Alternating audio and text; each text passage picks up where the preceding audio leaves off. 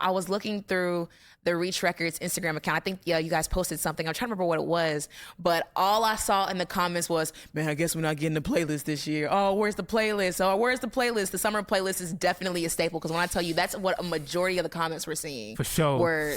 That's what everyone was saying. Have you been seeing those? Yeah, I've been feeling that way? We've been seeing it, hearing it. People ask me directly. I guess I go ahead and say it now, if it hasn't already been, promoted. Man, we're not doing. Obviously, we didn't do a summer 24 playlist this year, and people are asking why. Let's just say we wanted to give it a rest this year, and let the fans experience and enjoy all the playlists that we put together. We just kind of got really busy with releases of our own artists, and just felt like it was a time to take a break. Yeah, I feel like some things do better when you miss it. You know what I'm saying? Yeah, versus like having to always think it's coming, and so. With that said, we may even reimagine like the format for different seasons. So just still working on some stuff. So it's not dead. It's just we're taking a little break. How did you feel when it came to the conclusion of not doing a playlist?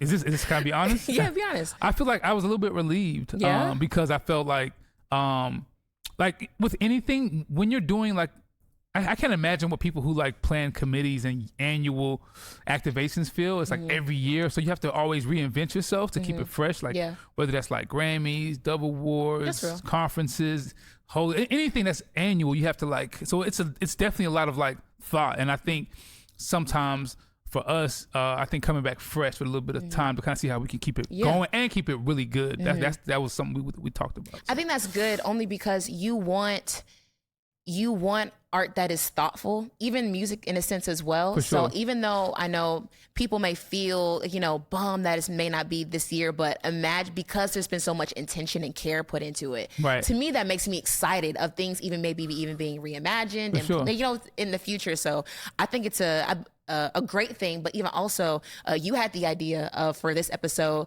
we just reminisce on past playlists. But I want to ask you this first, Ace, because I was driving here and we got the message of Ace saying that we should do the playlist of the summer playlist in the past. And so, I started rejogging my memory and things like that. I was like, oh man, this song was great. Oh, this was a moment. Oh, this. And y'all have really consistently created the soundtrack for our summer. You know what I'm saying? So I'm really curious to even know how the playlist idea maybe even came about. Like, was that a you idea? Was that it just kind of happened? Can you even speak into that a little bit? Great question, Mia. So this is 2018. I was only at Reach for like a year, and we were like, there's always been like, this is more like a label thing more than the CHH culture like broadly, but we were struggling to get a lot of music out, and we were like trying to figure out, because everybody kind of wanted to drop during in the same time. Like summer was coming, everybody wanted to trying to lock in dates. Yeah, right. And I was like, I had this idea, it just came to me. I was like, what if we drop all the releases for the summer on the same day? Everybody dropped their single, right? And Reach Records promote it on a playlist. And the artists don't have to feel the pressure of promoting like a project. They can just promote their individual songs. So it's a win for the artists, and songs being dropped on one day, like a rising tide like lifts all ships. Just having everything in one boat, I think, energizes the audiences and helps the artists in the long run, because now it's like, my song's next to this song and this song.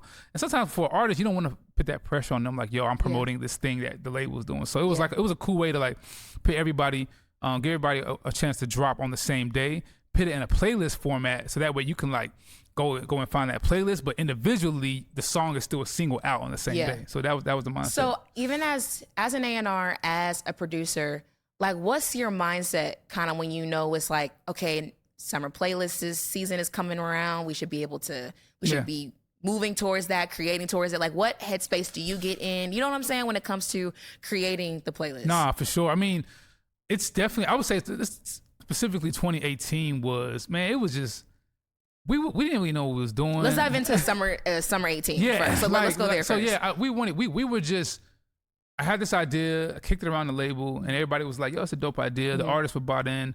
And so I just started like seeing what everybody had. And it was really as simple as, let's find songs that are like fun, uplifting, dope, like summer bops, put them on a playlist, and we would just market that playlist.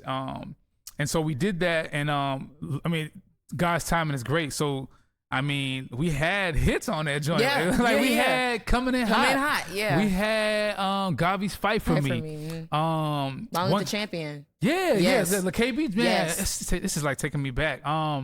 So it was like we put those joints together. I remember me and Ben and What Up RG sat in Studio B. Shout out What Up RG. Shout out Ben Washer too. Like, and we had the songs, and we were like, man, we need to like let RG curate the track list. Because at the time, you know, it was like he had only been signed for like 5 months. Oh wow! But we wanted to like empower like the newer roster to like give us to put their artistic stamp on something that was dope. So yeah, that came out, went crazy. It was like I remember on socials, it was like a moment. Yeah, it was like a moment. Yeah. It was. Yeah, and we didn't even know if this would be an annual thing. I guess we thought, okay, so that went off, and then you know, the vision for it to open up in 2019 was like it just evolved. I think that was a crazy idea. Oh really? Yeah, he was just like, yo, why don't we just like energize the space and not limit it to just our roster of artists. So that's how it came about. And once we did summer 2019, we was like, I think we have a product. We have an actual thing now. How different it was, because summer 18 was a little shorter. Like you said, y'all weren't really sure. Yeah. And then summer 19 was kind of like the fullness of it. Was there any differences behind the scenes creating that and curating that playlist? Yeah, so summer 19, it was very intentional. I remember we reached out to some people in the space. I gotta pull up some of the songs, 'cause I'm kind of trying to see which ones were on there. We don't did so many playlists, y'all. It's many. It's I was like looking really back, hard. I was like, man, it's this many playlists. So we yeah, I remember, man, it was such a moment. Like we really just rallied. We reached out. I mean, was there anything that you thought was like stand out? Because there's so many. I'm not gonna hold you. Which ones you Summer like? 19 was very legendary to me. Tell me about it. I drove around to Summer 19 for the longest. That's crazy. I love, even with the playlist, it gets me excited because I'm looking forward to being introduced to an artist I haven't heard. Gotcha. So Summer 19 is where I got introduced to Hovey, of course, and then Tori Deshawn, and that was also. Anike just got signed at that time. So that was when So In Love was going crazy. Ooh. And then Bands was also another great bop. Yeah. So I really feel, even as a woman, I felt seen and represented in even the playlist with songs like In Love and Bands. Man, there's so many other songs as well. There was a lot. So like, and one thing we thought about when we made 2018 was like, we were very intentional with collaborations. And for example, Tadashi had a song with Canon on We Came to Play. And I was intentional about, let's put this song on here. Because I wanted, it was a seed that planted that actually started to like take root later, which was I want other artists that are represented in the space, other labels. I think RMG, just have them represented on this playlist, just to show unity, to show diversity. So I didn't know then in 2018 when 2019 came that vision would be expanded to like include. We had Paris Chariz, No Big Deal. Oh my gosh, Stephen Malcolm.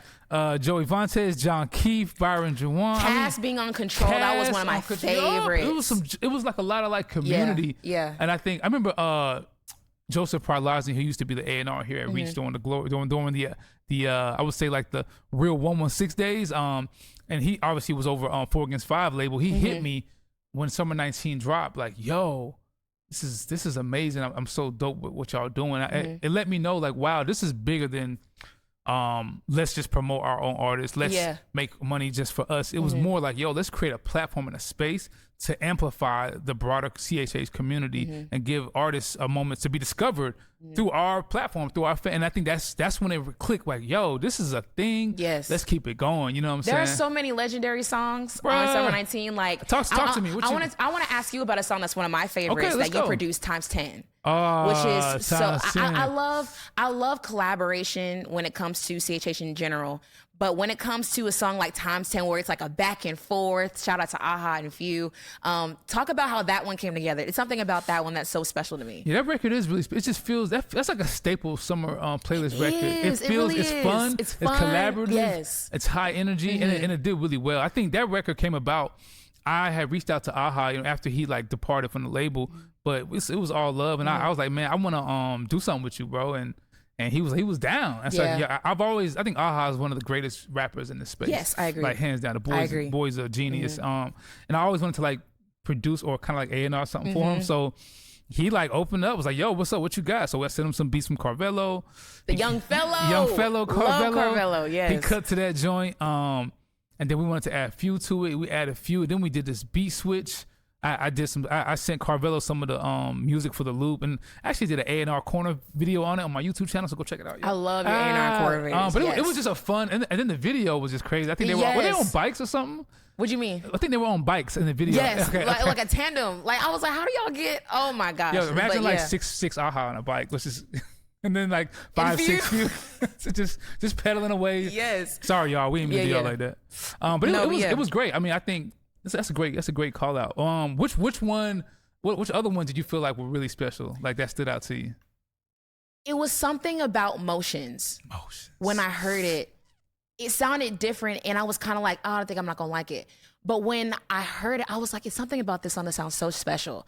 And I said this all the time to my sister when I would play it. I'm like, it's something about this song. And even this artist, that's when I was like, who is this Hovey kid? You know what I'm saying? Like, so it was something about Motions that really stood out to me and really was a standout in the project as well. I would even say HD as well. Shout out to Tori Deshawn. Yeah, Tori doing that song. Thing.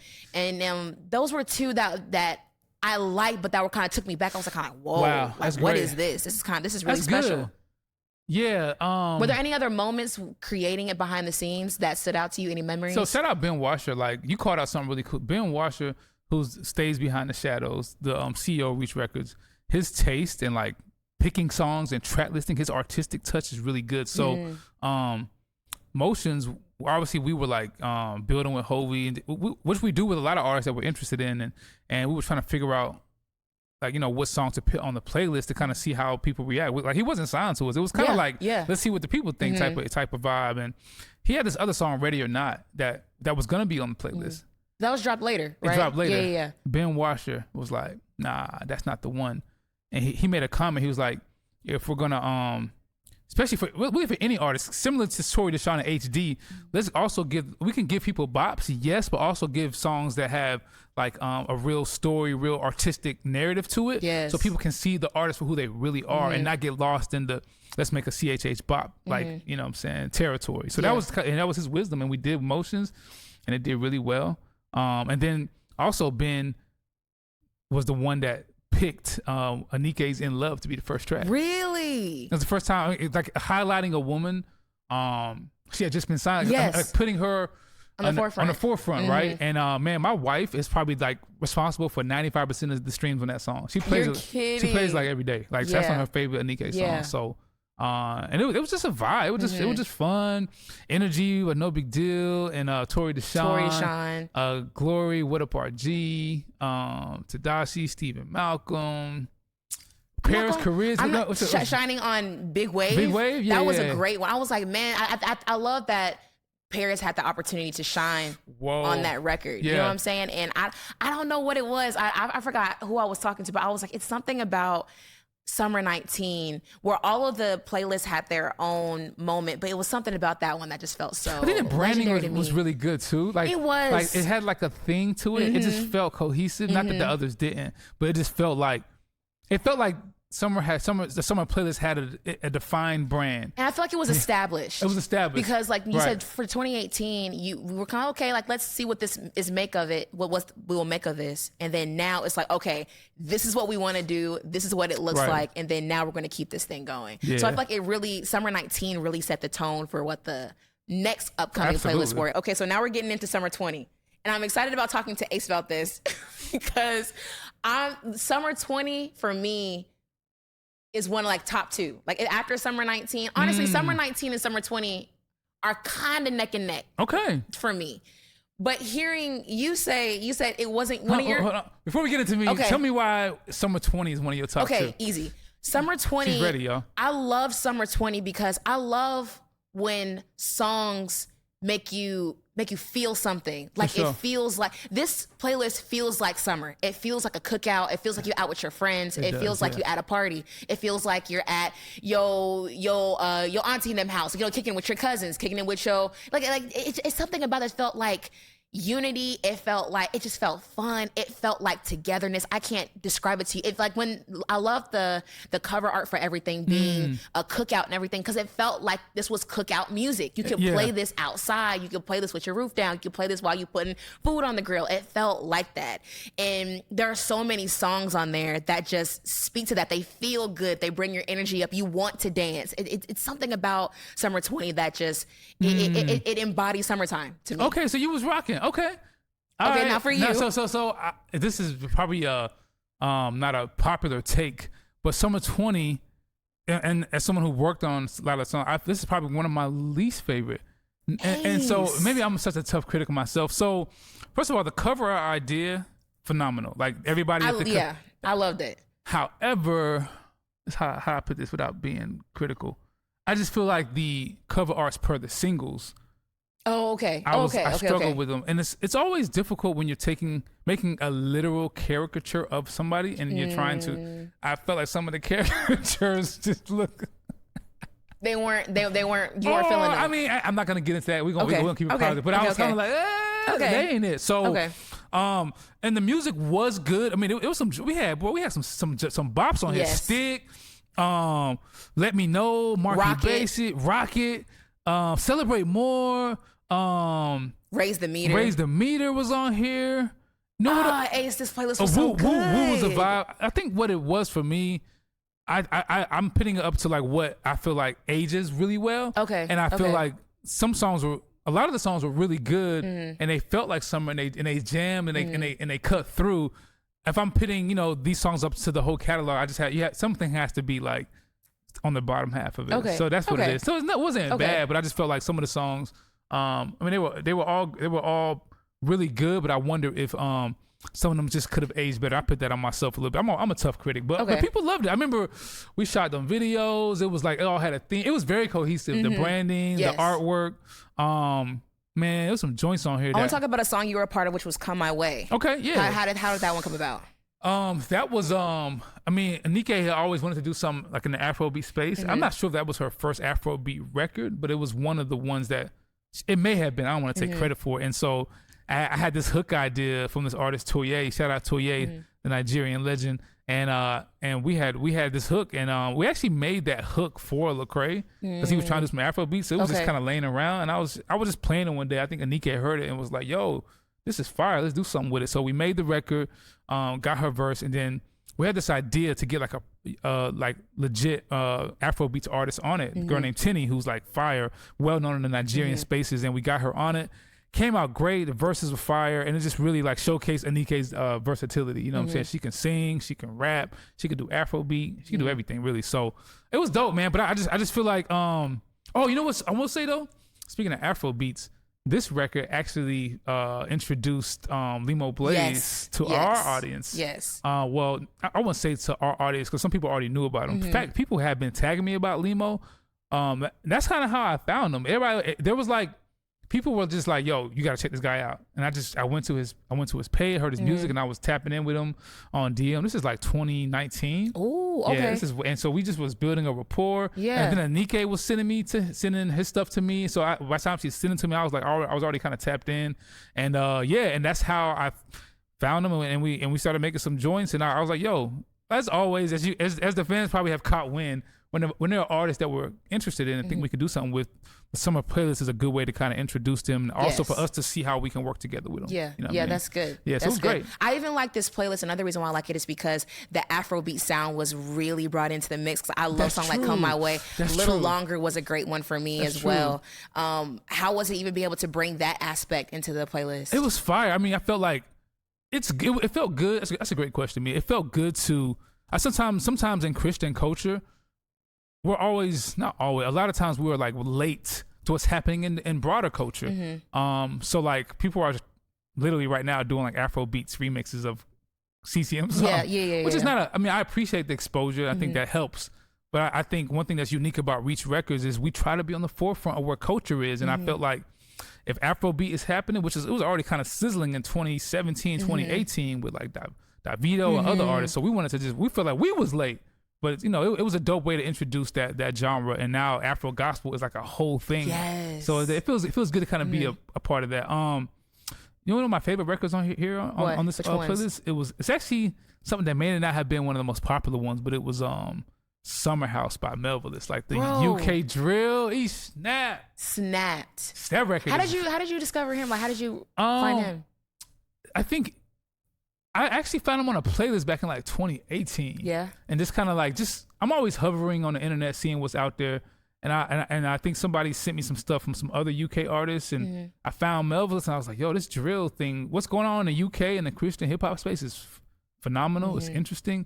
I think Governor B also picked me on some artists. Yeah. Okay. So that was a highlight that I really looked like. Again, what's going on in culture as Christians? How are we being at the forefront of that and engaging it, right? And not like waiting for it to be popular or cool to touch it. Like, oh, this is weird. This is new. What are we doing? What's the Christian perspective on this emerging genre? So, yeah. I mean, Summer 20 was cool. Shout out everybody that worked on it. And for y'all, I feel away because I said it wasn't my favorite. I'm sorry, y'all, but I just say, man. Okay, so now I want to dive into Summer 21. 21, okay. So was that a favorite for you? Now Summer 21 was also great because there were a lot of great moments. Because I mean, don't worry about it. I feel like Anike is like the highlight on these playlists. Right. She got some staples. Really great staple songs. Man. Let's talk about this. Summer 21 may be my favorite. Yeah? Why? I just feel like sonically, production, theme, camaraderie, it was just slapping. It was slapping. I think it was done really. I think the songs hit different. Not that the other songs didn't, but I think this one was like a level up. Like, yo, okay. These are really hard. What are some standouts to you from Summer 21? I got so many. I can talk all day. All right. Obviously, don't worry about it. That was such a great kickoff. Come on, and if man. I could be honest, shout out to Anike and Portia. I was riding with Portia one time. What's up, Clark? Yeah, what's up, Clark? What's up? What's up? 1K2? What's up, 2K2? Just kidding. I was we filming, with, but we on some laid back vibes. Yeah. Shout out by the way, us 1K Few and producer Clark just walked through. So yeah, I feel like since Lecrae interrupted our segment, right? We might as well just roll. We can roll with anything at this point. Yeah. But I was riding with Portia and some friends of ours, and she was just saying how like excited she was for things coming up. I was like, okay, so what you got coming up? She was like, okay, you can't tell anybody. I was like, I'm not gonna say anything. Yeah. And she played "Don't Worry About It" for me. Ace, when I tell you, we were driving in the car, and I can't even tell you who was driving. And I apologize to whoever was driving, because when I tell you, I lost my mind. Just because it sounded, I've never heard a song like this for sure. in our space, you know what I'm saying? And it felt like representation. It felt like summer. It felt that was also a time when, like, you know, City Girls was popping and things like that. And it was just like, it was something about it that just felt so like it was going to make a staple in CHH, period. No, it was a hit. And my energy went through the roof. I was like, this is going to seriously do something. Even shout out to Holy Smoke the first year where they performed it for the first time. And that was the first time I ever lost my voice, because it was such a great, I was there. There was a legendary moment seeing them perform that, people hearing it, but not even just girls vibing to it, but guys vibing. Everybody was vibing to Don't Worry About It. It was like, and that's why I say this is one of my favorites, because I think it gave certain artists staple songs in their catalog. Yeah. And that's one thing I really aspire. Like Reese Lachey's Down Too Long, staple in her catalog. I Am Rescue, Run It Up, staple in his catalog. Tesla, Big Bree, like these are like staple records. Indie Tribe was having a moment. We did the Team record, staple record in their catalog. 70 Degrees. Yes. Was like, it was just a lot of like moments that I felt like, and you know what? I want to shout out Trip Lee. He was like essentially, this is the first touch point in a while. I mean, he had obviously done features and done the records here and there, but I feel like this record, You Got It, kind of birthed his new era that led to the end and the epilogue in terms of his new sound, him being a producer. And this record just fits so seamlessly into the playlist. TJ Carroll, Hovey had a joint. Man, there was so many joints. Having Jadena on it. Jadena was on there with Limo Blaze. Yeah, there was some joints on here. But then also the La Fiesta remix, which I think was obviously like, again, back to like embracing culture. Like, we want to always intentionally make space for other culture, other voices. So having like the Latin representation there, And we're not even done with like how much we want to invest in that space. I mean, stay tuned, y'all. Some real cool things on the way. But yeah, I just feel like and the artwork was clean. I feel like this one. Okay, if summer 21 is like to me the better, not the better, but it's similar to summer 19 in terms of the kind of camaraderie, the kind of cohesiveness. I can see that. And summer 21, I feel like is like the sequel to more than summer 20 is. So that's kind of why I like. I mean, not that summer 20 deserved to be skipped, but I'm just like, yo, summer. It just felt more like of a moment. I felt like so. Were there any songs that you feel like maybe were slept on? People were like, oh, this one didn't get as much love, but this was a hit. I felt like Mosh Pit was a slept on joint. That's probably one of my favorite NDK verses. Oh yeah. And even shout out Not Clyde, shout out Jay Newton. Oh, Not Clyde. Not Clyde is just something when he gets on a track, it's just you can't forget about him. You can't forget about him. Right, yeah. That was a really good Mosh Pit was a really good one. Yeah, I think that was slept on. I think that was a really like special one. Obviously, Lights in the City. I mean, there's some joints on here. Okay, I will talk about this. Reach Record. This is interesting. Like I love participating in emerging artists' career early on, and to go on and see them like flourish. Like Paul Russell, who's like bigger than everybody on the whole label right now. Yeah. He was on like we've done a record with him on the Christmas Project. A couple records with him. Yeah, we've done. So it's just like I remember hearing his stuff through Ruslan and being like, yo, this kid is phenomenal. And I know this is not part of the segment, but for the Christmas Project, when I heard his we were trying to find a verse to compliment Lecrae's, and bro, we were getting a couple options in that just weren't nailing it.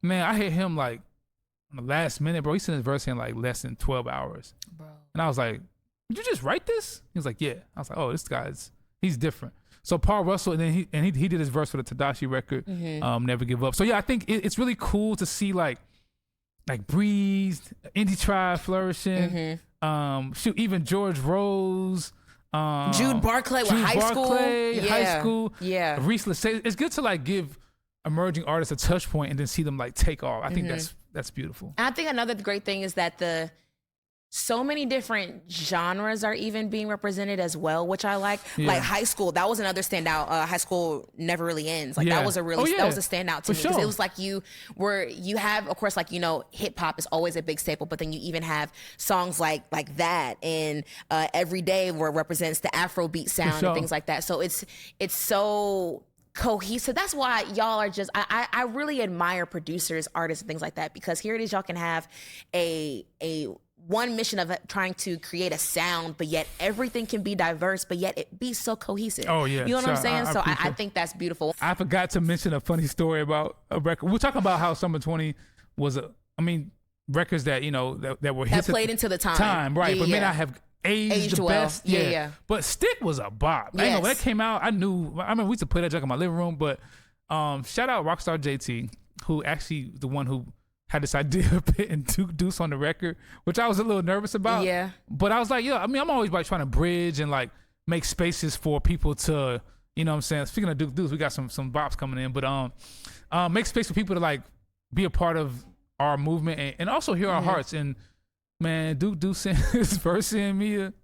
It was let's just say we had to come to record it again because he was coming on that thing swinging. Like it wasn't like FCC regulated. You know what I'm saying? Oh my gosh, Ace. It would have had I was like, bro, what are you doing? So what goes through your mind when you hear someone go completely left from we basically gave him the concept like, yo, this song is Stick. It's about being empowered. It's about like whatever things are attacking you. This is like your weapon to fight back your attacks, whether that's spiritual. And that was kind of like a metaphor. It wasn't that deep, right?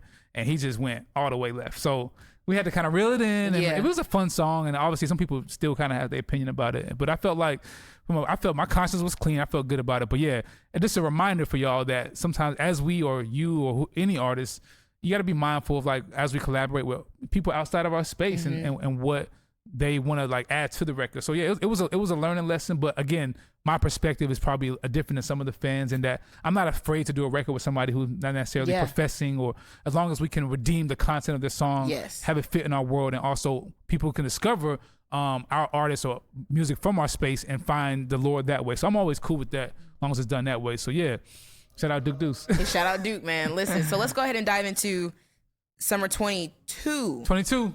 So what do you like about Summer 22? Summer 22 was, I thought it was really good. I thought it was like, I mean, at this point, we were like, what, 4 years in, 5 years in? Yeah. 5 years in. So it's like, you're trying to always reinvent yourself, make sure you're not just getting it done. And that was something we had to overcome as we was making the playlist. Like we thought it was amazing.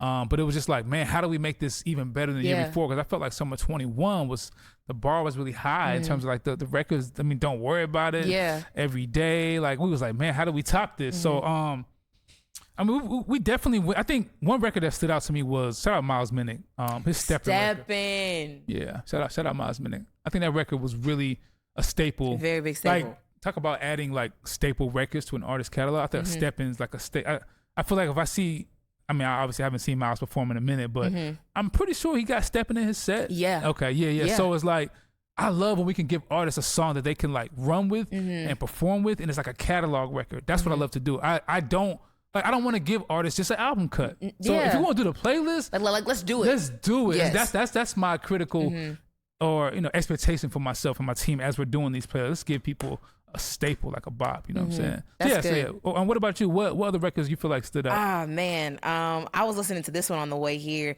Shout out to Breeze and Scooty Vertmob with Wave Ski. That's a good one for me. It's just, I don't know, something about that's just so vibey. It's just, I don't know, something about when Scooty, Breeze, everybody from Vert links up. It's just, I don't know, it's just magic. I want to talk to you about one that was really good to me, which was One Way with Dill. Oh, Can you talk about that? Just even like just producing that, how that song came about? Yeah, I feel like I should do an A&R corner on that song. Oh, you haven't? I don't think I have. I don't know why, but shout out Dill, who's one of my favorite artists in the space. He's the homie. So the Summer 22 playlist was essentially done. And I kind of was feeling in my heart, like, I feel like we need like one more like splash, more like not premiere, but an artist that has a bigger draw to make the playlist feel. Because I'm thinking about not just the commercial performance, but I'm also thinking about like the fans. They want to hear some of their favorites on these records. Right. You know what I'm saying? So as we were turning in, I just kind of feeling like, man, I think we just need one more like splash type of moment. And I had actually hit Dill like 3 months before it came out, and he kind of didn't hit me back. Well, he said he was interested in Down. I sent him some ideas, and he kind of went ghost. So I didn't want to bother him. So he hit me back like right when we're mastering the playlist. Like, yo, bro, I was on a sabbatical. I love that idea you sent. I sent him like 3 ideas, and I always try to put ideas in a folder that are not just mine. So I put 2 other records, and he just happened to like the record that I had produced. And Dill hits me back and it's like, yo, what's the due date? I'm like, bro, the due date was yesterday. So I called Biz. I'm like, yo, how fast can we get this record done?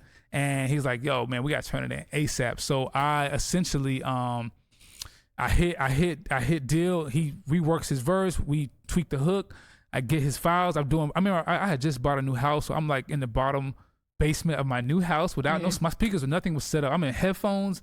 It's on my little kitchen table, and we're getting some of our downstairs renovated. It's like clunky, messy, and all over the place. And I remember being like, I literally have like this night evening to turn this in. It's like probably the Dill had turned his verse in final, I think at like 10 o'clock that night, and I had to turn the files in that morning for Biz to get started mixing to actually make the cut. Jeez. And I'm in like doing post-production in my headphones, like in my junky basement that's being renovated, until like probably 2 or 3 in the morning, just like going in. I was like, man, I felt like, it reminded me of how I felt when I was like making beats when I was a kid. Like, man, I don't have all this fancy tools. This is like the grind. And I felt like that energy that you hear in that record was coming out of me feeling like, yo, it's the 4th quarter and you gotta like score. Yeah. There is no, you gotta hit these free throws. And so it felt a lot of pressure. I think this record was needed to happen, but I also kind of felt, I kind of had fun doing it. Like I embraced the pressure. It felt kind of fun. I was gonna say, because you easily, I mean, shout out to Dill for killing it, because if you didn't like it, you could have been like, oh, okay, we're just gonna toss that. But because I'm guessing he turned it in, smashed it. You're like, okay, well, this has to. Yeah. Applying the pressure of it all. Like, so you speak into that, is how you playing into the pressure of you being like, okay, this is worth it. let me work with the oppositions I'm up against with time and things like that. Yeah, I mean, just because you have a premier artist in a song, I feel like sometimes music industry people do this. Let's get the name, and that's gonna warrant the commercial performance or make the moments. Just because you have a feature that's from an artist that has a platform, don't mean the song's gonna be a favorite for the fans. This song still gotta be really good. Yeah. So like I've at times probably made some moves in my tenure here at Reach where like, oh, I got the name, got the feature, got the thing, but the song may not have done what I wanted to do. And I'm like, oh, you can't skip the steps of intentional quality control. Yeah. You can't skip you gotta get in the mud and put your foot in that song and make it, give it the best chance for fans to be like, oh, this is good. Now, is it going to be the most amazing thing, the highest? That's not my job. My job is to make something that I felt was made with quality, was made with intentionality, and leave the files into the mixing session in a way where I'm like, I did my best. Yeah. What are some other things about the playlist that you like over the ones in the past? I think this playlist was, I'm gonna just go ahead and say it. This playlist, like 22, it was like it was some hood, like hard records on here, bro. It was like hip hop, like it was Christian hip hop, but it was a lot of it was like hip hop. Yes. Oh, these dudes is Christians? Yeah. You know what I'm saying? Look like Peachtree. Peachtree was like different, but it was like, bro, who this dude sliding on this like Any Attack? What's the record with Vert Mob and 1K Family? Lord of the Rings. Rock Out, Emmanuel the Prophet. This was like a lot of like new like real like top down. You driving through the city. Yeah. You know, you may got your 24 spinning on. You know what I'm saying? It was hard. It felt like that. It felt like that. This didn't have some of like the normal like CHH kind of brighter. I don't want to say youth group records that appeal and you. But shout out Hummer 350. Crazy. Shout out 350, man. He had sent me a bunch of records. We were trying to get him on it, and he went in the mud with me and really I want to be in a player, and I really wanted him on there. He like went through the A&R process of like, nope, that's not it. Probably said like 5 records. Yeah. But when I heard this one, what was it about this one that you like? It had that energy. Like it just had that like, I could play this I could play this record at Rolling Loud confidently. Yeah. Like press play. Let's go. Like if we gonna do it, we got to do it. As Christians, we got to make sure there's a certain intensity and intentionality, energy in these records. So yeah, that's summer 22. I know we got to talk about summer 23. Summer 23. Oh, we're wrapping up. I feel like we probably made this segment super long. I know. All right, this is the last playlist forever. No, just kidding. Could make people so mad. The comment section gonna go up. Yeah. Well, what was it about this one that you? You already know. I ain't even got to say it. Stay low. Of course. Come on, of course. Man. What a great record. And I know we've talked about that song a lot on this platform, but how did you feel when you first heard that song? Okay, so I liked Stay Low because, again, playing into representation. Right. Because you have so many different types of, from a woman's standpoint, you have so many different types of women. Right. You have songs like Don't Worry About It that are like real cute, you know what I'm saying? Like, real girly songs like even like In Love, So Sweet, things like that. Then you got the girls who from the east side, from the hood, you know what I'm saying? They don't listen to those boppy things. They kind of want the hard stuff. For sure. And I feel like Stay Low just embodies that. It embodies a different type of woman, like that. Where not all girls are so girly that like we like the hard stuff too. That we can rap too. You know what I'm saying? And I feel like Reese, CC, Toya really killed that. Even shout out Alex, who played a big part even into making this song as well. Yeah. And it just feels so like guttered. It just feels so like hard. And the fact that one of the hardest songs is driven by these 3 women is just top tier. It was me. Like, I feel like we've had 6 playlists, and like women have kicked off the playlist 3 out of 6, which is good, I think. And it's not even just because of women; the records were fire. Yeah. You know what I'm saying? Yeah. So it was like it kicked it off. That was a staple, man. Texas Pete was a vibe. That felt so Texas. Texas Pete was a vibe. That felt so Houston. I'm not gonna lie, the song had to grow on me. Really? I usually for me sometimes I gotta listen to a song twice. Okay. When I first heard it, I was kind of like, oh, okay. Then I was listening to it again while my windows were down. It was a real hot day, and I was just like, "Oh, this kind of hits." I don't know what it was. It was something about it that really felt super Texas. Shout out Dre Hunter, man. He wrote that hook. my A&R Dre. He's I think that record was dope because it just embodied kind of like that classic 116 energy, but it felt like a modern spin on it. You know what I'm saying? And Summer 23 was just, you know, we one thing we wanted to do on Summer 23, we wanted to keep it shorter because I had been feeling like sometimes the fans may disagree. I've been feeling like, man, we get to like 16 songs, like it's just too much. Really? Yeah. So that was okay. But the quality was still great though. We try. I mean, I feel like it's easier to control quality with less quantity though. Okay. I think that's the more quantity you have, the harder it is to keep the quality. Because it's like if you got 10 slots, you're gonna make sure every slot is like on 10. But if you're like, yo, we could do 20, it's just harder, right? So I just feel like that's why this one was shorter. I mean, there was some joints on here. I want to talk about De Camino. That's a great one. Yeah. Talk about that. So I know we've had the artists that were on that record. Shout out Alexander, Tommy Royale, Samuel Ash, the main producer. That record was just like, man, talk about what's happening in culture and doing it well. Like, we've had Latin records. We've done a whole Sinvergüenza project. That was, and I'm proud of those.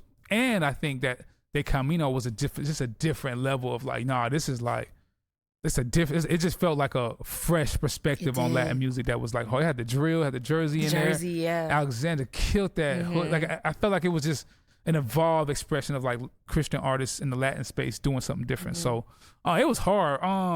Was there anything else that stood out to you? Any other things that you felt like, you know, was like some of your favorites? Or I really liked Low Key. Low Key was a really good. I don't know if it really hit. Just shout out DJ Mike LV. You know what I'm saying? That was a really good, What else? I mean, I thought there was a couple joints. I mean, again, it was such a smaller playlist. Yeah, you know what? Flip That killed it too. Flip That is one of my favorite records on the playlist.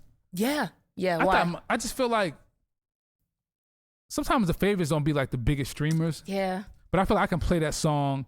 Like it just has like the quality, artistic ingredients of like, yo, this is like melodic. I feel like that song could like play on like some mainstream playlist. You know what I'm saying? It's really good. But yeah, it probably sometimes our fans gravitate towards the more safer, familiar sonics. Okay. So if a song is really dope and a little bit progressive and innovative, I feel like sometimes it's just kind of a slow burn. But over time, you know, that jump may catch fire and go viral. You know what I'm saying? Describe what it feels like looking back at all these playlists. Yeah. And seeing how they've aged, how they've kicked off some careers, like just looking at all what that's having to dive into everything. How do you feel looking into like seeing what you created, what Reach has created, the artists in the space, the whole nine? Yeah, thank you, Amia, and thank you for clarifying. Because it was really a whole team effort.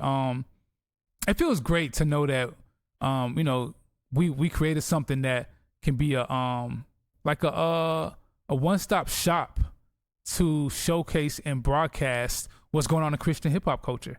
So if you have, sometimes for people that are like newer to our space and people that are trying to find Christian hip hop, I'll send them these playlists to be like, yo, get a good like sampler. Yeah. This is a good indication of what's happening on in the culture. You're gonna get emerging artists, staple artists, different sonics, different expressions. So I think that has been really cool to create something that can be like a menu item for people that are trying to discover Christian hip hop. You know what I'm saying? Also, I feel like it's been a breaking ground moment, putting artists on different platforms. I feel like I can name a few artists that I feel like their careers, I'm not taking credit for their success. I'm saying these touch points help their careers, and we can't sign every artist. We don't want to sign every artist. What we want to do is amplify and help artists that we feel like are dope, that are carrying the banner of Christ, how can we use our platform to give those artists space to evolve? I feel like Tory Deshawn's playlist moments helped to create moments of discovery for his artistry. I feel like Big Breeze's playlist. I mean, I even had there's this bigger producer that's like got a lot of big platinum records. Like he works in the hip hop mainstream. He found Breeze through some playlists randomly, and then he found Breeze, started sending beats to Breeze. Then he found Hovey, and he has a few tracks on Hovey's upcoming album. So it was like that playlist, which I don't even know how he found it, but that song gave him a moment of discovery and like, yo, these Christians out here making these slaps like that. I want to tap in. I want to do more work for the kingdom. So that's the beauty of these playlists. It's like, creating those kind of moments. So yeah, those moments are so important. And like I was saying earlier, it's just so, it's great that everyone here, of course, being so mindful of just creating Yeah, don't get me wrong. You can, of course, create albums for everyone who's here. Like, that's the obligation, you know? But being able to not even just, well, one, put other artists on, put the fan base on, but just being able to create moments. You know what I'm saying? Like, I think that's just one of the big things, is that we can look years down the line and be like, oh, you remember summer 19, or you remember summer 21? Like, we can look down the line and see these music moments, not just songs, but moments that really which really speak into the culture, but we're also staples in the culture as well, man.